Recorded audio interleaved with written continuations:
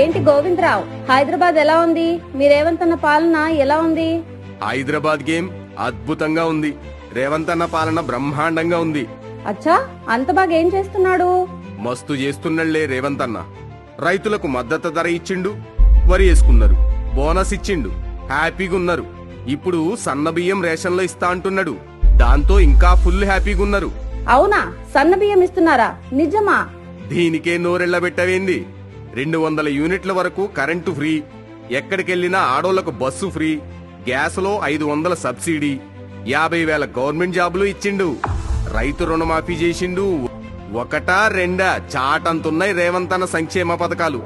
చాలా బాగున్నాయి గోవిందం. ఇలాగైతే మేం కూడా త్వరలో తెలంగాణ వచ్చేస్తాం. నువ్వే కాదు, చాలా మంది నోట గిదే మాట. అవును, ఇందులో డౌట్ ఏముంది? సంక్షేమానికి చిరునామా రేవంత్ అన్న పాలన.